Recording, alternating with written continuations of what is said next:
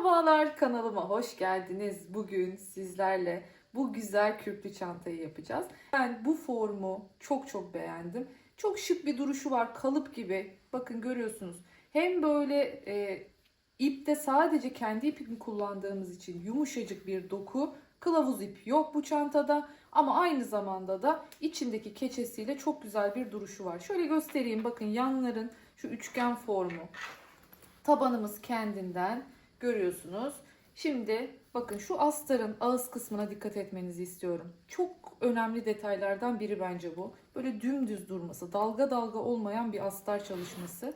Şöyle açıyoruz içine. İçinde görüyorsunuz keçeli bir astarımız var. Diğer tarafında şurada 2 tane cebimiz var.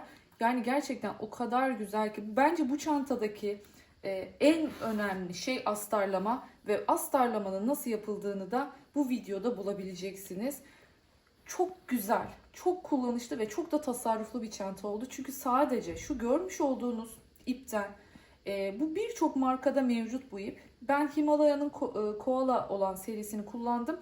Ama siz dilediğiniz ipi kullanabilirsiniz. Lanoso'da, Molly'de tüm ip markalarında neredeyse bu ip türünü bulabilirsiniz.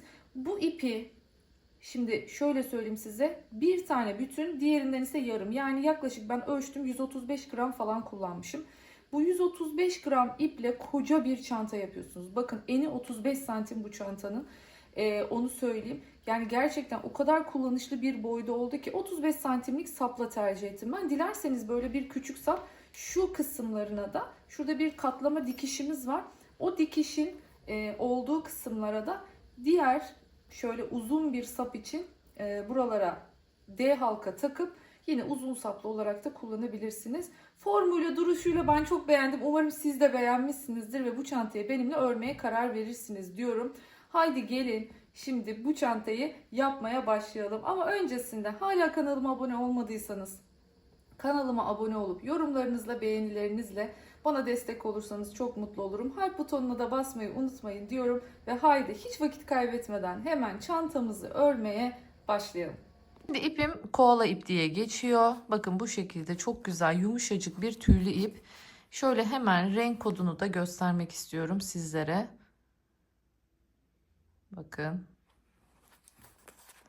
Evet. Şimdi bu iple ve 7 milimetrelik şiş kullanarak, bakın şöyle göstereyim, 7 milimetrelik şiş kullanarak çok güzel bir çanta yapacağız.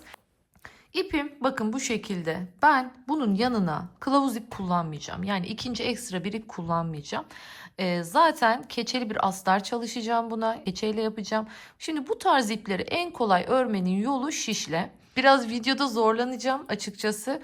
Çünkü ben şişi böyle elimde öremiyorum. Yani bu şekilde öremiyorum. O yüzden koltuk altımda öreceğim için videosunu bakalım nasıl halledeceğiz göreceğiz. Şöyle 1 metre kadar bir ip ayırıyorum kenara.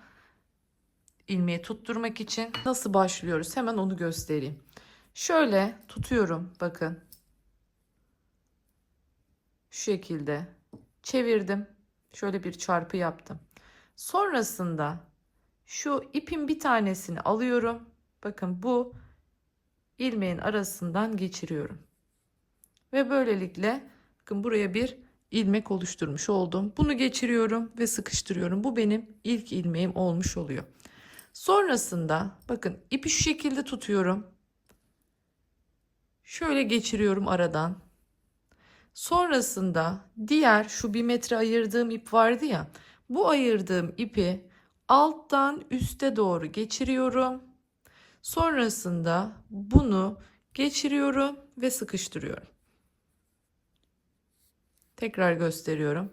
Bakın alıyorum ipi. Şöyle tutuyorum, alıyorum, çeviriyorum. Bu şekilde giriyorum. Geliyorum bu ipi alttan şöyle geçiriyorum. Sonra bu ilmeği şişimden geçirip sıkıştırıyorum. Tabii ki de bir sürü başlama yöntemi var. Siz hangisini biliyorsanız, hangisi size kolay geliyorsa onu yapabilirsiniz. Bakın 3 tane oldu şu anda. Geçirdim, bunu geçirdim.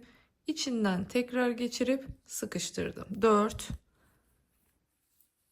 5, 6, 7, 8, 9, 10, 11, 12. Kaç tane yapacağım bu şekilde? 35 tane yapıp geliyorum. Evet, 35 tane yaptıktan sonra şimdi bu altındaki ipi şu şekilde bir düğüm atıyorum. Bu şekilde sıkıştırıyorum, sabitliyorum ve bunu elime alıyorum. Şimdi sonrasında bakın boş şişimi ben koltuk altıma alıyorum. Siz dilerseniz boynunuzda, elinizde nasıl rahat ediyorsanız o şekilde örebilirsiniz. Şimdi 35 tane ilmek benim 35 santimime denk geliyor. Bakın ama bu ne zaman? 7 milimetre ile ördüğünüz zaman. Bu ipi 7 milimetrelik bir şişle ördüğünüzde her ilmeğiniz sizin santiminiz. Mesela 40 santimlik bir çanta mı yapmak istiyorsunuz? 40 ilmekle. 30 santimlik bir çanta yapmak istiyorsunuz? 30 ilmekle. İşte 20 santimlik yapmak istiyorsunuz? 20 ilmekle. Bu şekilde başlıyorsunuz. Şimdi geliyorum. Bakın. Ben hep yüzünden öreceğim. Bakın şu şekilde geçiriyorum arkaya doğru şişimi. İpimi doluyorum buraya ve bunu buradan geçiriyorum. Geçirdikten sonra diğer şişteki ipi artık çıkartıyorum. Tekrar gösteriyorum. Bakın arkaya çektim. İpimi geçirdim. Çıkartıyorum bundan ve diğerinden boşalttım. Girdim, geçirdim, çıkarttım. Bakın zaten şöyle kaydırdığınızda o ilmek çıkacak. Dediğim gibi ilk sırada ilmeklerimiz daha sıkı olduğu için biraz daha zor olabiliyor. Ama sonrasında böyle akıp gidecek, çok kolay bir şekilde örebileceksiniz. Geçiriyorum. İçinden çıkarıyorum. Yani klasik şiş bilenler için zaten çok kolay. Direkt düz örgü yapıyoruz. Burada dikkat edin. 2 tane almamaya çalışın. Yani şunların tek tek geldiğinden emin olun.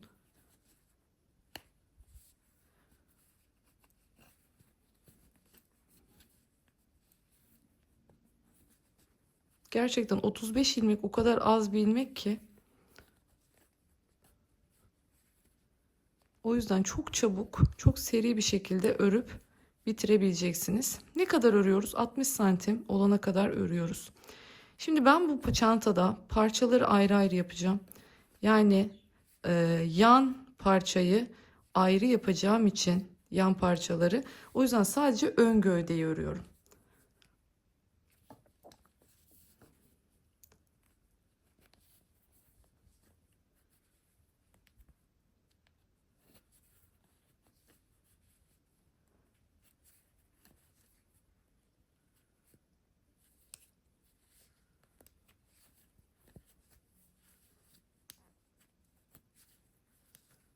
Şimdi bu şekilde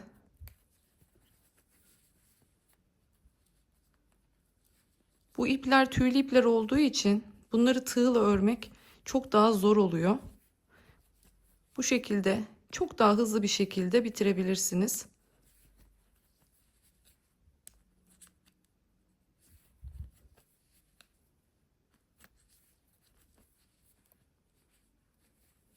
Bakın şöyle gayet dolu dolu çok güzel bir, hiç içindeki ip gözükmüyor, sadece tüyler gözüküyor. Bakın çok güzel bir görüntüsü var. Zaten bütün sıralar aynı olduğu için şimdi ilk sırayı kesmeden güzelce bir göstereceğim. Gerçekten ne kadar zormuş bunu kameranın altında örebilmek.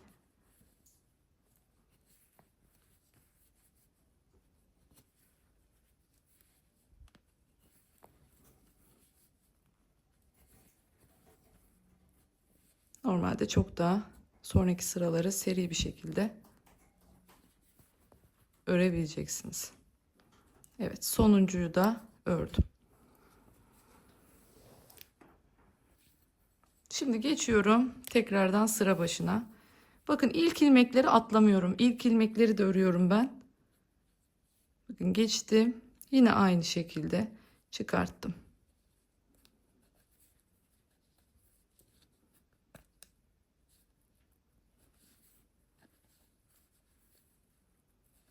Umarım net bir şekilde anlaşılıyordur. Bakın hep aynı şekilde örüyorum.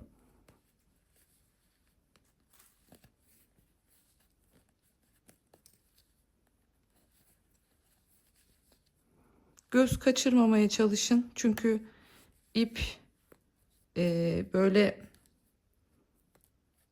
bu tarz ipler biliyorsunuz, göz kaçırırsanız fark edemezsiniz.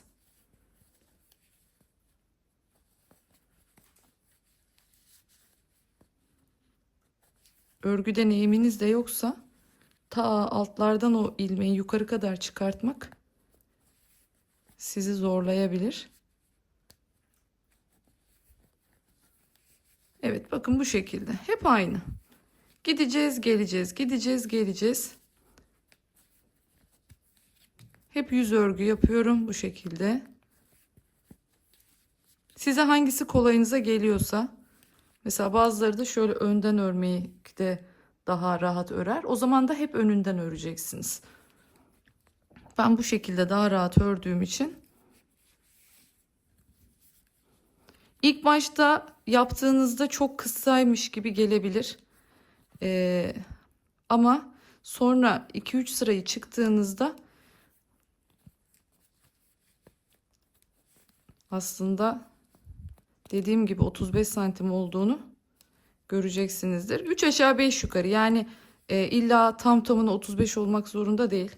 Hani sizinki 34 olur, 36 olur, 37 olur, yani ne olursa. Ama unutmayın, şunu hatırlatayım tekrardan. Bu ne zaman? Bu ipi ve bu şiş numarasını kullandığınızda geçerli bir ölçü.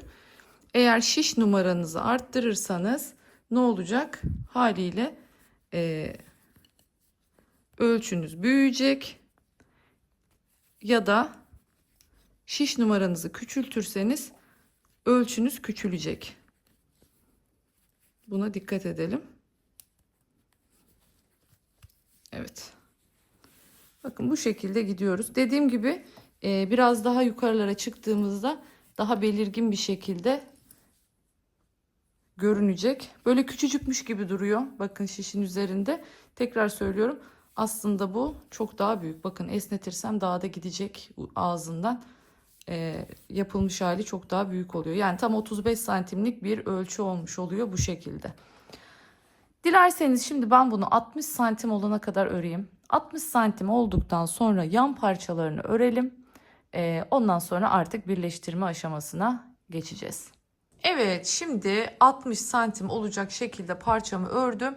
Ama buna dikkat etmenizi istiyorum. Bakın örgü ister istemez toplar. Yani şu haliyle, kendi toplamış haliyle değil de şöyle esnettiğinizde 35 santim olacak şekilde yaptığınızda 60 santim olacak. Bunu ölçebilmenizin en kolay yolu şu. Öncesinde keçenizi kesin. Yani istediğiniz ölçü neydi? İstediğimiz ölçü 35'e 60'tı. Bakın 35'e 60 keçenizi kesip üzerine yerleştirip o şekilde nerede bitmesi gerekiyorsa orada bitirirseniz çok daha doğru bir şekilde ölçü elde edersiniz. Çünkü bu tarz örgüler biliyorsunuz esnek. Olmuş gibi zannedersiniz ama boyu kısa gelir. O yüzden üstüne koyup güzelce iğneleyip bakın tam keçe büyüklüğüne geldiğinizde, tekrar söylüyorum, eni 35 santim, boyu 60 santim olacak şekilde geldiğinizde örgümüzü kesiyoruz. Şimdi nasıl kestiğimizi küçük parça üzerinden göstereceğim. Şimdi yan parçalarını ayrıyetten göstermedim. Aynısı zaten, hiçbir farkı yok. İlmek sayısını söyleyeceğim sadece. 15 ilmekle. Biliyorsunuz diğerini 35 ilmek yapmıştık. Yanları için 15 ilmek tutuyoruz. 15 ilmek tuttuktan sonra bakın yan keçelerimi de hazırladım bu şekilde. 13 santime 17,5 santim. Bakın 13 santime 17,5 santim olacak şekilde keçemi hazırladım. Ve sonra üzerine koyduğumda şu şekilde tam keçemin büyüklüğünde olduğu yerde artık ne yapıyorum? Kesiyorum. Kesmeyi bunun üzerinden göstereceğim. Siz bütün parçalarda aynı işlemi yapacaksınız. 15 göz tuttum. Tekrar hatırlatıyorum sizlere. Şimdi geliyorum. Bakın keserken ne yapacağım? Şu şekilde kesmek daha kolay oluyor. Yani ilmeği şu şekilde takarak kesmek daha kolay oluyor. Bu şekilde de yapabilirsiniz ama bu biraz zorlayabilir. Şimdi buradan artık bir değil 2 ilmek alıyorum. Bakın 2 ilmek aldım. İpimi geçirdim. İkisini birden çıkarttım. Artık burada tek ilmeğim var. Görüyorsunuz. Bakın artık bunları tığımın üstünden çektim. Bir ilmeğim var. Bunu takıyorum. Tekrardan aynı şekilde. İkisine birden giriyorum. İpimi geçiriyorum buradan. Çıkarttım. Bakın burada bir ilmek. Bu ikisini birden bıraktım. Tekrar geçiriyorum.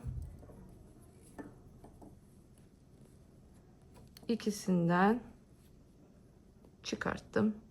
Bunu tekrar takıyorum. Yanındaki ilmeği de alıyorum.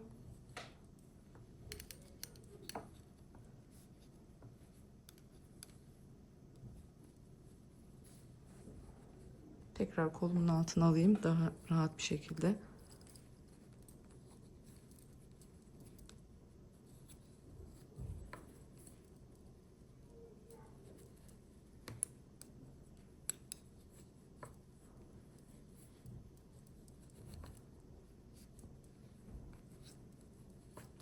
İp çok gözükmüyor. Ama o yüzden olabildiğince anlatarak yapmaya çalışıyorum. Zaten örgü bilenler kesme işlemini biliyor. Düz dikdörtgen olduğu için bakın hiç sıkıntı yok. Parçalarımız tekrar söylüyorum. 35'e 60 büyük olan parçamız. 13'e 17,5'da yan parçalarımız.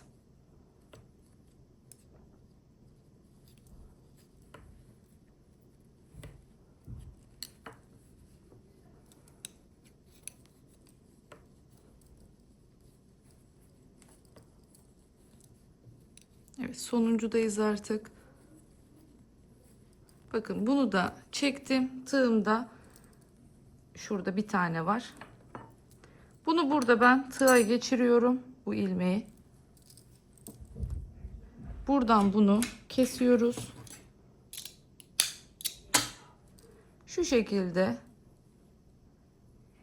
aynı zincir çeker gibi çekip bunu sıkıştırıyorum. Evet.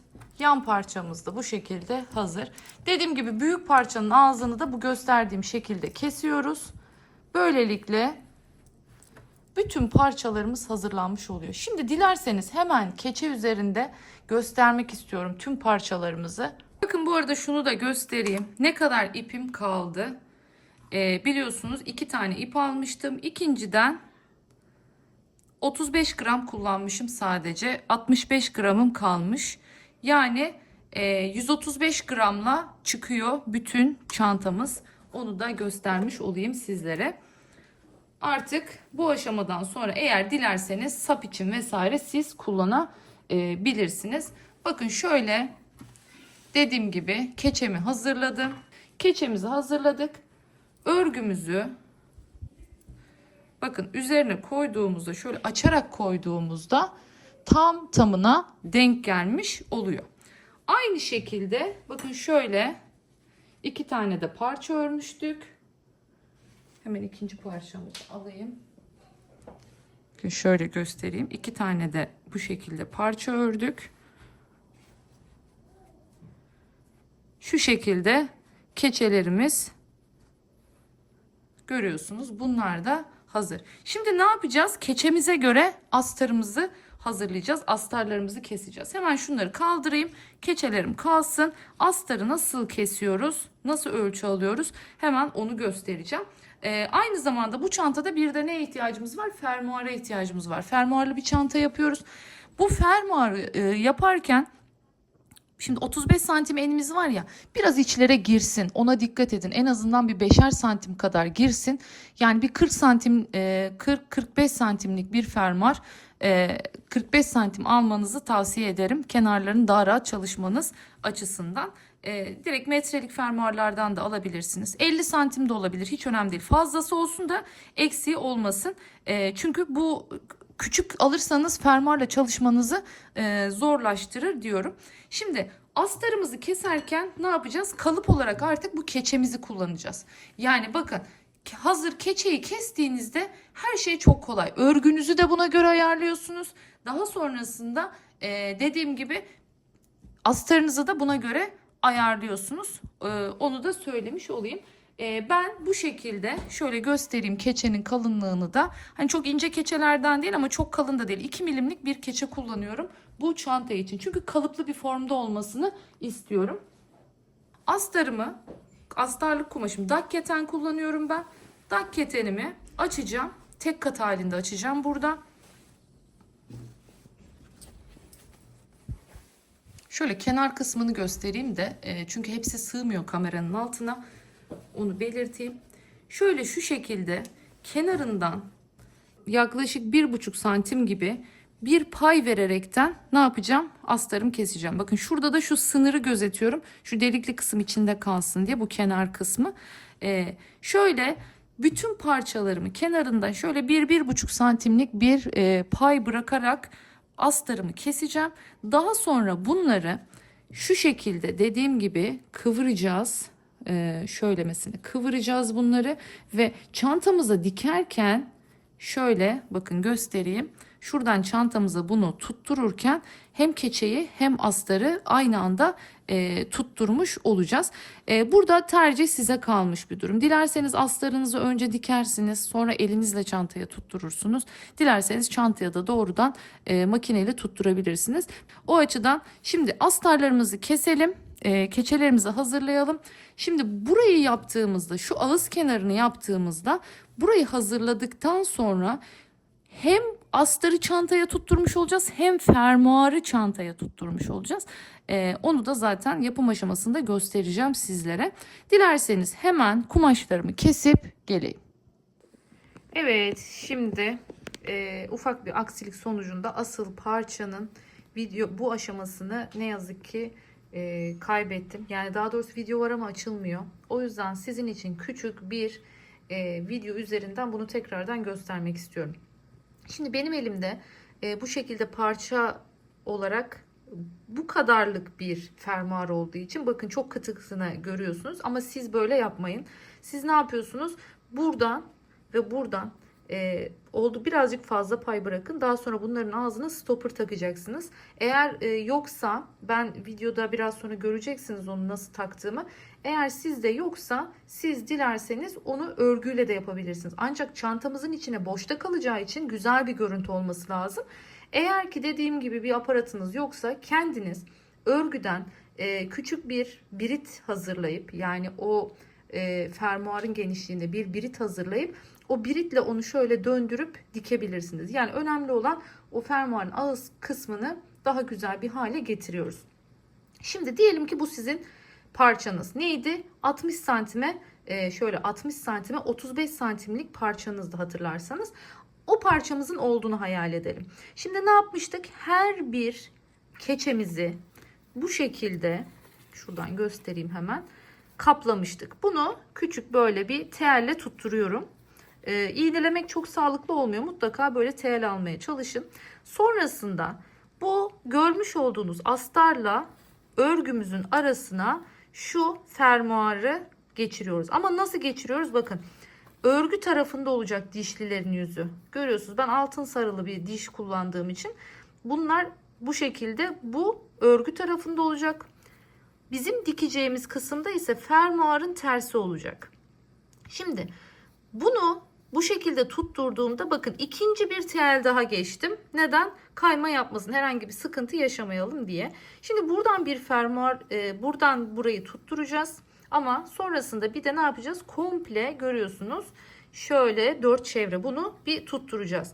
Siz kenar parçalarınızı yani 13 santime 17,5 santim olarak ördüğünüz kenar parçalarında tabii ki de fermuar yok zaten. Onları normal bu şekilde yine hazırlayıp 4 tarafını bastıracaksınız. Sonrasında ise ben yine onun fotoğrafını da koyacağım. İğnelenmiş halini göreceksiniz. Terlenmiş halini.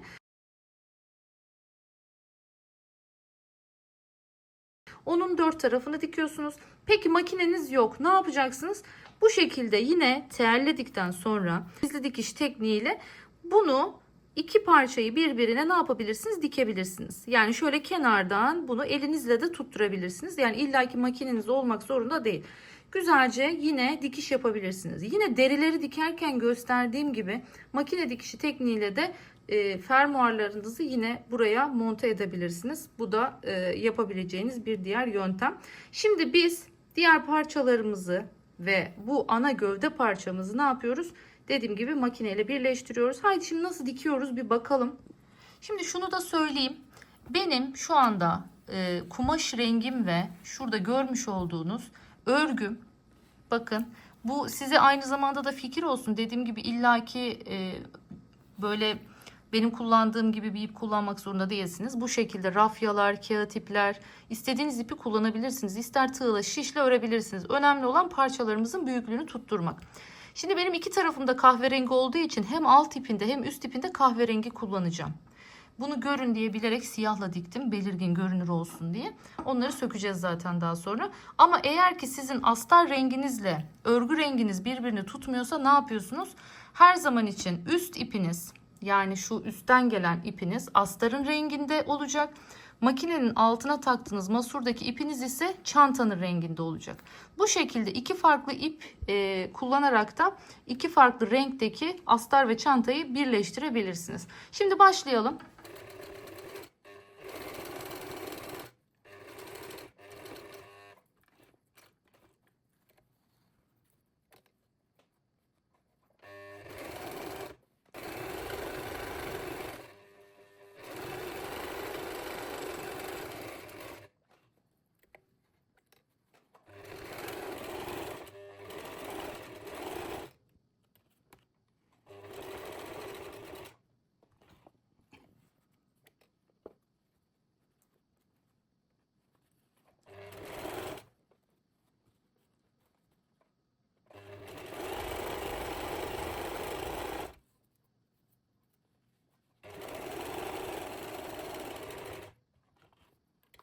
Evet, bitti. Şimdi birazcık ağzını sabitledik. Tamam, bu kadar. Görüyorsunuz hemen tel iplerime bunları çıkartacağım ve sonrasında şu, tabii ben bunu dedim ki değerlendirmiş olayım, bir cüzdan çıksın. Küçük bir cüzdana çevirdim ben bunu. Yanlarını daha sonra ben kendim doğrudan böyle dikerek birleştireceğim. Siz bunu birleştirdikten sonra tabii buraya videoda biraz sonra göreceksiniz, yan parçaları ekleyeceksiniz. Şimdi hemen onu yapalım. Şu ağız kısımlarını şöyle bir temizleyeyim. Onları bir düzeltelim. Güzelce bir birleştireceğiz. Fermuarını nasıl takacağım? Nasıl birleştiriyoruz? Şimdi o aşamalara geçelim. Onları da göstereyim. Ondan sonra gerçek çantamız üzerinden devam edelim. Evet, şimdi bakın görüyorsunuz bu şekilde ağız ağza ben geçirdim. Bakın benim çok az fermuarım var. O yüzden gerçekten bu kadarcık da gösterebildim size. Ne dedik? Normalde siz buradan ve buradan büyükçe bir pay bırakacaksınız. Sonrasında o fermuarın ucunu güzelce katlayıp, yani şu bez kısımlarını demir kısmının altına katlayıp sonrasında bunları geçireceksiniz. Bakın şöyle iki ucuna bunları. Ne dedik? Eğer bu yoksa ne yapabilirsiniz dedik. Birit örüp o biriti böyle katlayıp yine güzelce dikebilirsiniz. İki tarafından bu içinde daha temiz bir görüntü bırakmasını sağlar. Çok daha güzel görünecektir. Aynı orijinal deri çantalarda olduğu gibi. Şimdi bunu nasıl takıyoruz? Hemen onu göstermek istiyorum. Açalım şimdi burayı. Alıyorum elime fermuar başlığını. Fermuar başlığının bakın şu şekilde şu geniş olan kısmını, bir tanesini bu tarafa, bir tanesini bu tarafa tutuyorum. Geçiriyorum. Ve zaten hafif hafif şöyle bakın desteklediğimde elimle çok kolay bir şekilde geçiyor. Şimdi bunu böyle yaptık ya. Bunu bir tur çıkartıyoruz. Yoksa iki tarafın stopperını dikemezsiniz. Sonrasında tekrardan hafif küçük açıyorum. Bakın şöyle. Evet, başardım.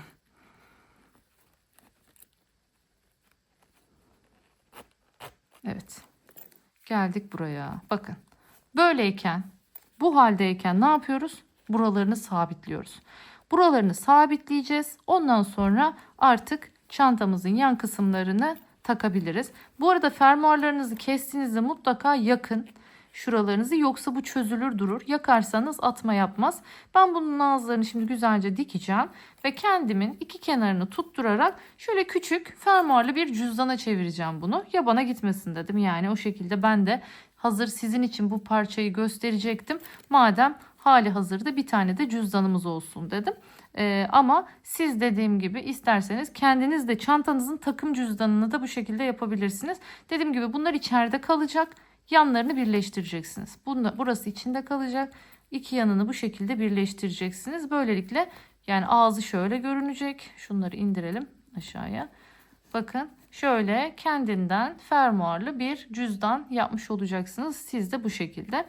Haydi ben şimdi hemen normal artık çantamıza geçeyim. Çanta videomuza geçeyim. Oradan devam edelim. Evet, şimdi geldik fermuar kısmına. Bakın bir tarafını ben taktım. Şimdi diğer tarafını sizle beraber takacağız. Bakın şöyle ben kenarlardan dediğim gibi böyle biraz paylı yapıyorum. Bunun ağız kısmını şöyle çakmakla bir yakıyoruz. Atma yapmasın diye. Sonrasında şöyle katlıyorum. Bir daha katlıyorum burayı. Ve bu şekilde aparatlar satılıyor. Bunlar hem böyle büzgü aparatlarının ucuna takmak için kullanılabiliyor ya da bu şekilde fermuarların uçlarına takmak için kullanılabiliyor. Bakın bu şekilde. Sonra bunun burada bir görüyorsunuz zımba aparatı var. Bunu buraya takıyorsunuz. Şöyle geçiriyorsunuz ve çok kolay. Şöyle yumuşak bir zemin üzerine koyun. Ben halının üstünde yapıyorum. Çünkü şu metal kısmı zarar görmesin diye böyle az tüylü, çok tüylü değil, az tüylü bir halının üzerine koyup buradan bunu çekiçle çakıyorsunuz. Şimdi ben videonun karşısında masada gösteremeyeceğim için bu şekilde yapıyorsunuz ve böylelikle fermuar uçlarınız hem kapalı hem de şık oluyor ve bunu çantanın içinde bu şekilde bırakabiliyorsunuz. Görüntü kirliliği de oluşmamış oluyor. Tabii ki de bu kadar bırakmak zorunda. Bunu şöyle dışarıda da bırakabilirsiniz. Biliyorsunuz böyle rahat tutup çekmek için yapılıyor. Uçlarına deri takılır hani. O şekilde de. Ya da bu metal aparatlarınızdan yok. Ne yapabilirsiniz? Ucuna daha önce başka bir şeyde videom çantamda da kullanmıştım. Bunun yerine ne yapabilirsiniz?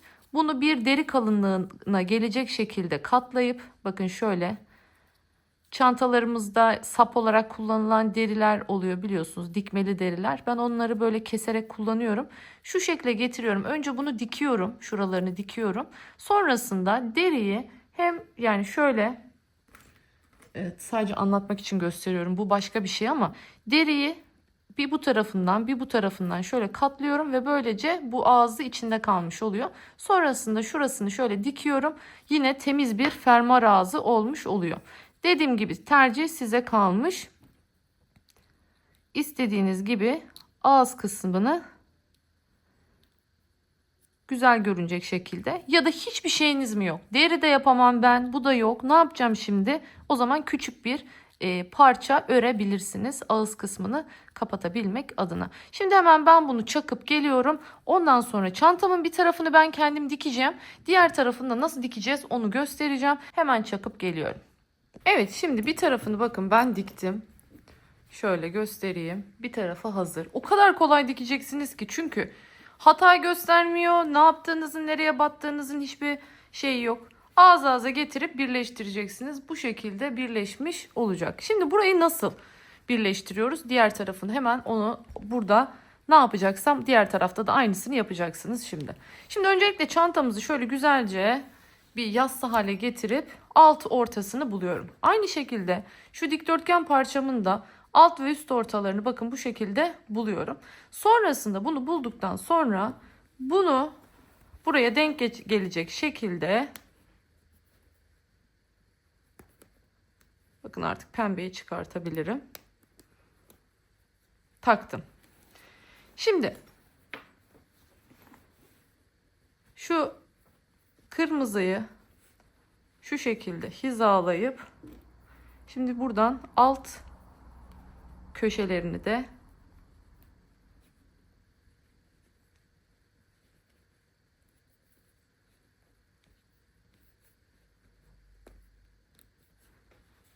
ayarlıyorum.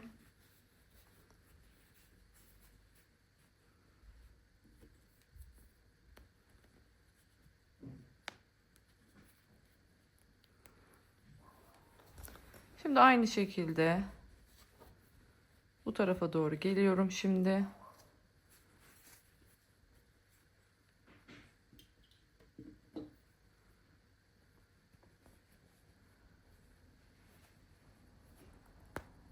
Burayı da birleştiriyorum. Geliyorum şimdi buraya.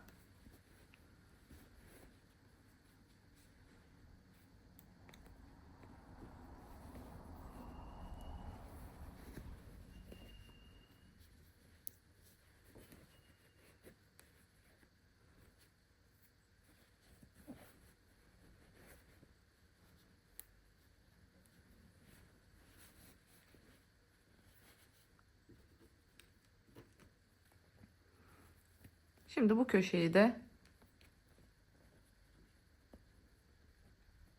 aynı hizasına birleştiriyorum. Göremediğim için. Evet. Bakın artık bu kısmı da bu şekilde, şu köşeleri bulduğumda bu kısmı da bu şekilde denk gelmiş oluyor.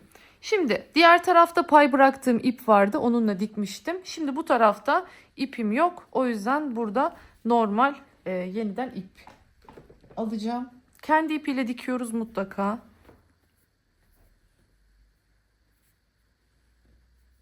Uzunca bir ip alıyorum.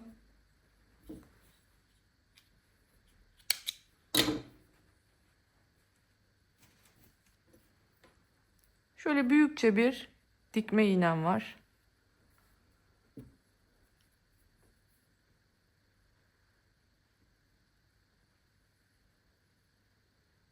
Evet.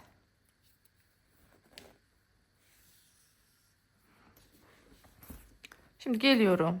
Şimdi tekrar söylüyorum. Bu tercih. Bunu dilerseniz dışarıda bırakabilirsiniz.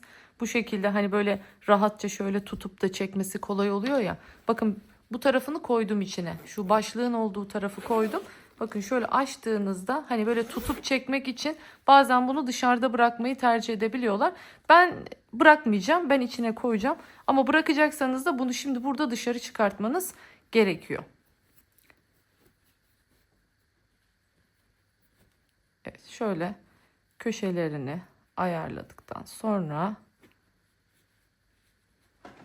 şu şekilde başlayacağız.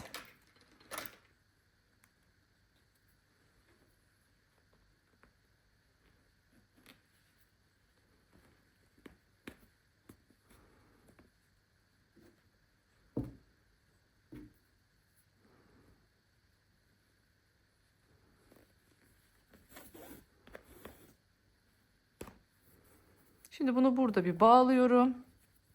Güzelce düğümlüyorum. Bu ipi daha sonra gizleyeceğim. Onu bırakıyorum oraya. Şimdi klasik yorgan diker gibi diyoruz ya hep. Ancak burada şuna dikkat etmenizi istiyorum. Eğer bunun burada ucundan alırsanız bakın tam güzel tutmaz. Burayı biraz derinden alıyoruz. Yani astarın olduğu yere kadar alabiliriz.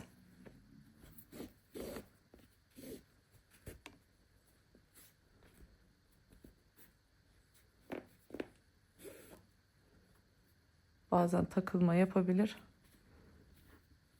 Ama hiç önemli değil. Çünkü tüylü bir ip olduğu için bazen takılabiliyor. Evet bakın şimdi bir buradan aldım. Yine bir buradan aldım. Tekrar söylüyorum biraz derinden alıyorum. Hemen ucundaki ilmeklerden tutturmuyorum. Çünkü içinde kalın astar, keçe astar olduğu için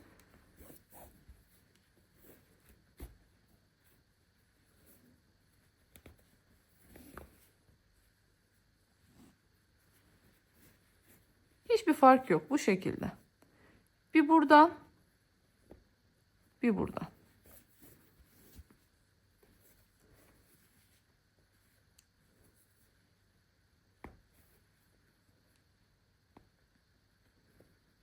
Özellikle köşe kısmını böyle çıkıntı kalmaması için şimdi göstereceğim orayı. Orayı biraz derinden almamız gerekiyor.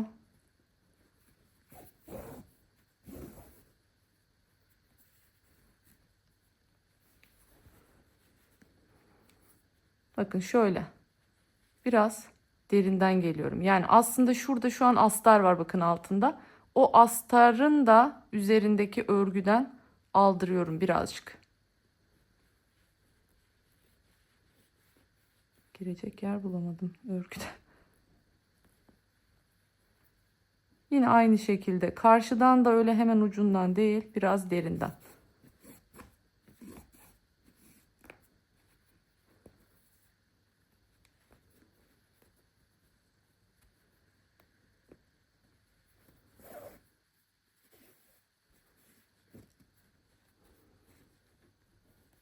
Çıkarabilirim artık.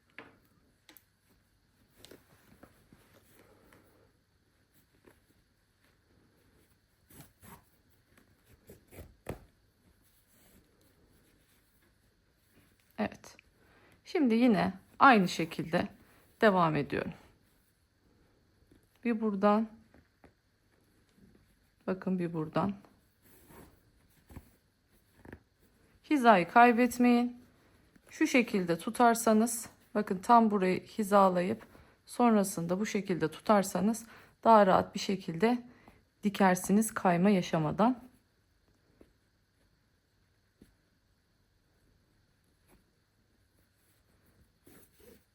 Şişle ördüğümüz için biraz böyle baylan bir örgü.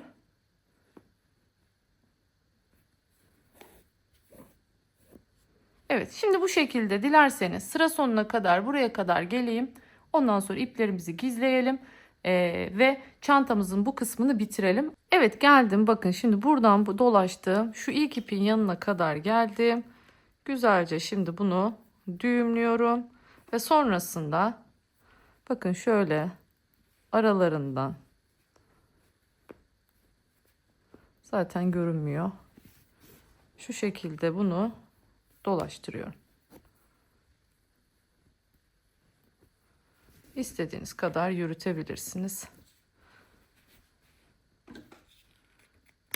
Bu kadar yeter. Aynı şekilde bu ipi de, burada önce ipimiz kısa olduğu için önce iğneyi geçirelim.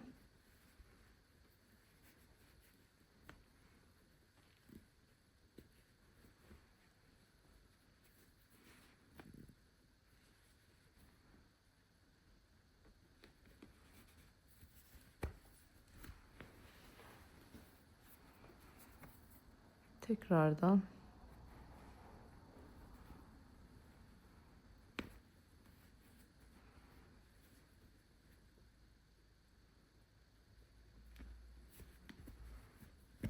evet.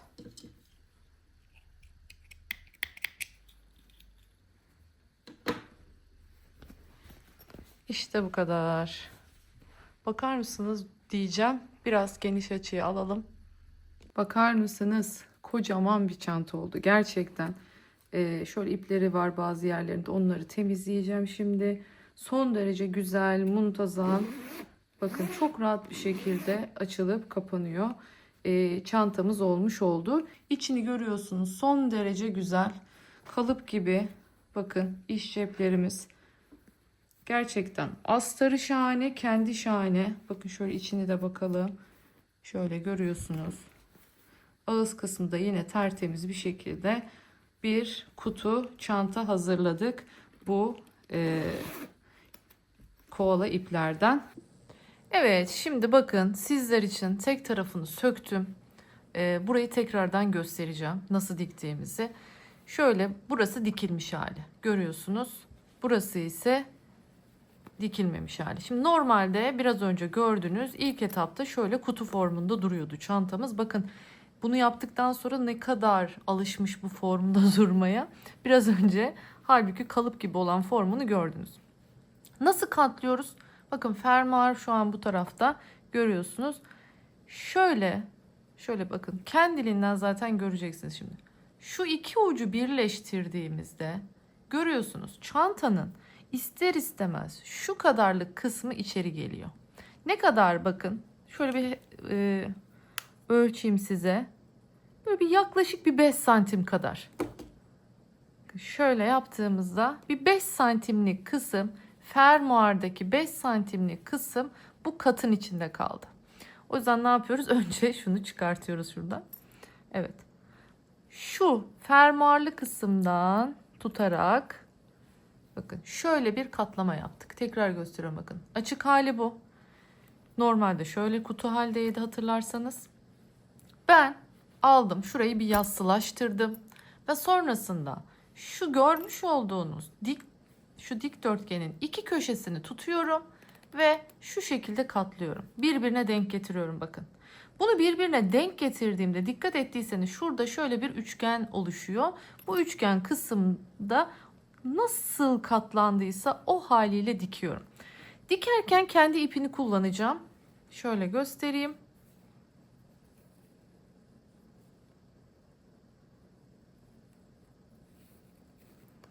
Şu şekilde. İpin ucunu yine kesmiyorum. İpin ucunu daha sonra kullanacağım.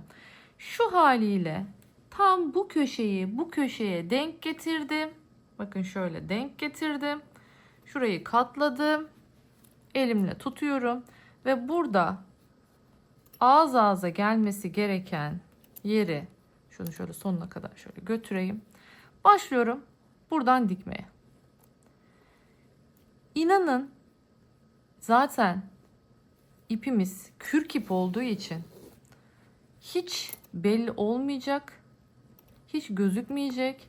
Bakın bir taraftan bir taraftan.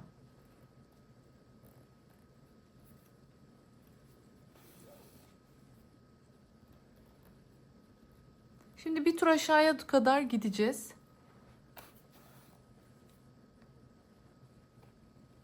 Tabii siz eğer ki bunu başka bir iple ördüyseniz, yani makrome kağıt ip, işte rafya vesaire, o zaman düzgün sıralı böyle bir oradan bir oradan bir oradan bir oradan alarak böyle yorgan diker gibi dikmemeniz gerekiyor. Daha düzgün bir şekilde birleştireceksiniz. Evet. Şimdi köşeye kadar geleceğiz böyle. Mutlaka kontrol edin. İki tarafın bakın şöyle eşit olmasına özen gösterin. Şuradaki diktiğiniz pay bakın burada da aynı şekilde olsun, eşit olsun. Herhangi bir farklılık oluşmasın. Evet. Bu kadar dikmemiz yeterli. Şimdi ne yapıyorum? Geri gidiyorum. Sonra ipi bulmanız da sökmeniz de çok zor oluyor. O yüzden mutlaka kontrol ede düzgün bir şekilde ilerleyin ki sonradan, çünkü bu ipi sökmek çok zor. Yani o kadar korkarak söktüm ki size gösterebilmek için.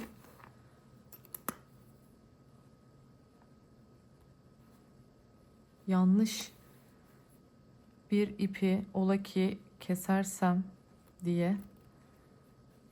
Çünkü o noktada eğer orayı yanlışlıkla örgüyü kesseydim kesinlikle geri dönüşü olmayan bir yola girebilirdim. Evet, şimdi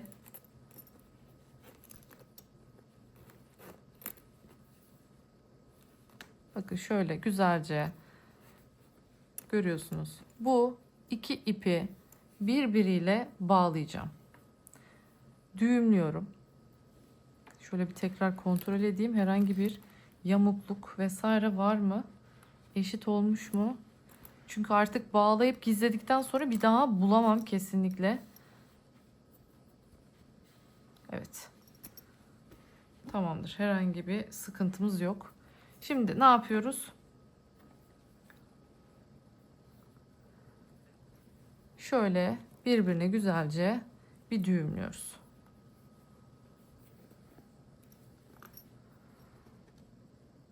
Bunu düğümledikten sonra şöyle örgümün içinden bakın. Gir çık. Gir çık yapa yapa. İlerliyorum. Çünkü bu ipi Hemen kesmiyorum. Zaten kürklü bir ip olduğu için böylelikle buraya kadar bakın getirdim. İstediğiniz yerde durup kesebilirsiniz. Aynı şekilde şimdi diğer ucunu da ben gizleyeceğim. Bakın önemli olan bu kısma şu pileyi yapmamız. Yani şuradaki şu görüntüyü sağlamamız. Önemli olan kısım burası. Şimdi artık çantamız, bakın şu kısım ve şu kısım oldukça eşit bir görüntü sergiliyor. Umarım anlaşılmıştır. Bu şekilde burayı katladıysak haydi şimdi sap aşamasına geçelim. Şimdi sapı nasıl diktik hemen onu göstermek istiyorum sizlere. Şimdi bakın elimde aynı sapın bordosunu görüyorsunuz. Bu acı kahve olan rengi, bu da bordosu. Bordonun üzerinden göstereceğim şimdi size. Burada yapacağımız şey şu. İlk olarak neyi hangi iple dikiyorsanız lütfen kürklü iplerle çanta dikmeyin. Yani deri dikmeyin. Yani gerçekten çok sıkıntılı bir görüntü oluşuyor. Yani o profesyonellikten uzak diyebilirim. Lütfen derinize en yakın ipi seçin. Gerekirse polyester makrome ipiniz vardır. Onun örgüsünü sökersiniz. Onu tek ince bir ipe dönüştürürsünüz. Dilerseniz elinizdeki herhangi bir naylon ipi kullanabilirsiniz. Hiçbir şey bulamazsanız rafyalarınızdan kağıt iplerini, ya fark etmez ama ne olur kürk iple asla bunu dikmeyin. Şimdi ne yapıyoruz? Nasıl başlıyoruz onu göstereceğim. Bakın şu ortadan ben şimdi benim sapım böyle olduğu için gösteriyorum. Sizin sapınız farklıdır. Farklı bir dikim yaparsınız. Eğer bu şekilde sık dikimli bir sapınız varsa ne yapıyorsunuz? Şimdi geçiyorum. Bakın şöyle. Normal. Yorgan diker gibi. Bakın şu anda hiçbir şekilde çantaya dikmiyoruz. Önce çantaya dikecek olduğumuz yerleri hazırlıyoruz. Yani sonradan çantaya monte ederken bu kadar sık, eğer çantanın içinde astar olmasaydı ve bunu ileri geri yapsaydık hiç buna gerek yoktu. Ama içine astar dikilmiş bir çantaya sonradan sap dikerken her bir delikten dikmek gerçekten çok zor. Bu kadar fazla deliği olan bir sapta. Önce ne yapıyoruz? Bakın bu şekilde bir turunu geçiyoruz.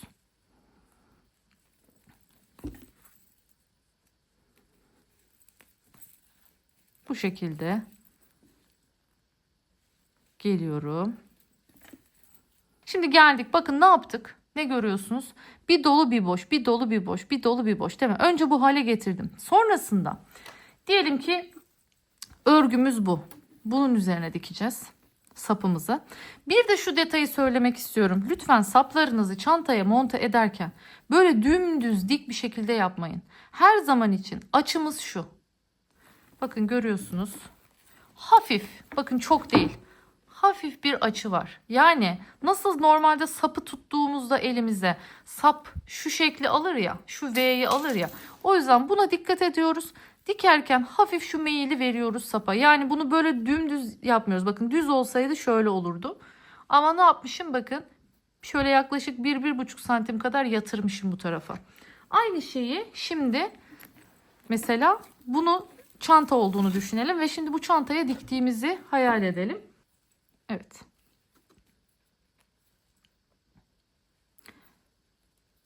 Şimdi yine başladığımız orta noktadan çıktım. Bakın ilk ipimi ben hiçbir zaman gördüğünüz üzere hiç bunu kesmem. Neden? Ola ki ipim yetmezse bunu kullanabileyim diye. Bu önemli bir detay. Şimdi geldim buraya. İp açımı verdim. Bakın diyelim ki sapı bu şekilde dikiyorum. Ne yaptım? Girdim. Tabii ben bu şekilde altındaki şu anda görmüş olduğunuz örgü sert. Bu yumuşak olduğu için bunda kolaylıkla şöyle yapıp buradan çıkabiliyorsunuz. Onu söyleyeyim. Ne yapıyorum? Çıkabildiğim en yakın noktadan çıkıyorum burada. Mesela diyelim ki buradan çıktım. Şöyle çıkabildim. Bunu neden? Bakın aynı sizde de aynı şekilde olsun diye gösteriyorum. Yani ben normalde bunu ne yaparım? Buradan girerim, alttan çıkarım. Buradan girerim, alttan çıkarım. Ama ben onu yapamıyorum şu anda. Neden? Çünkü astar dikili. Öyle çıkma şansım yok. O zaman nasıl çıkıyoruz? Şu açı sonrasında bakın buradan şöyle altından tekrardan bunun hizasından çıkabileceğim şekilde gidiyorum ve şöyle çıktım. Burayı buldum, buradan çıktım şu anda. Ne yapacağız? Bütün o boşlukları dolduracağız şimdi. Burası boş kalmıştı. Burayı doldurduk ve tabii ben ne yapıyorum? Altı dolu, göremiyorum. Şöyle ileriden bir noktadan tekrardan çıkıyorum. Şöyle mesela. Altında astar olduğunu düşünelim. Neyi tuttum? Keçeyi tuttum. Örgüyü tuttum. Keçeyden de tutturdum. Eğer keçeyi tutturmazsanız bu üstteki şeyde oynar bu başlığınız ve örgünüz de gevşek olduğu için sap bunu yukarıya doğru asılır. Sarkar örgünüz, çok kötü olur. Mutlaka keçeyi tutturmanız lazım. Evet, devam ediyorum şimdi değil mi? Mesela ne yaptım? Nereden çıkmışım? Bakın şuradan çıkmışım. Hemen hizasından çıktım. Devam ediyorum. Bakın şimdi de bu boşluğu dolduruyorum. Hemen şöyle ona yakın bir açıdan şu şekilde çıkıyorum. Bakın tekrar yukarıya. Neyi tuttum? Keçeyi tutturdum. Örgüyü tutturdum. Alttaki astarı tutturmadım. Sonra tekrardan nereden çıkmışım? Şöyle çıkmışım. Bunun hizasından çıkmışım. Giriyorum buradan. Şu an ben diğer ince iğnemi bulamadım. Bu çok kalın, o yüzden.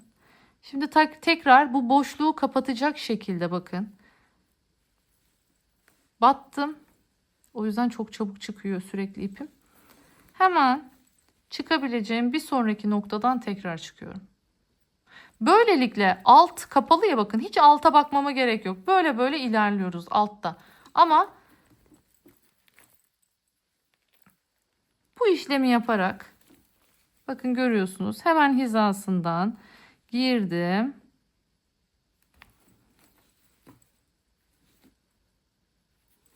Ne yaptım? Hemen bir geri gelerekten bir ileri doğru yoluma devam ettim. Bakın hizasına doğru çıkıyorum. Böylelikle buradan girdim. Bir geri gittim. Çıkarken karşı tarafın hizasından çıktım. Anlaşıldı diye düşünüyorum. Böylelikle hem bu makine dikişi görüntüsünü verebildik bakın, hem de dümdüz dike dike ilerliyoruz.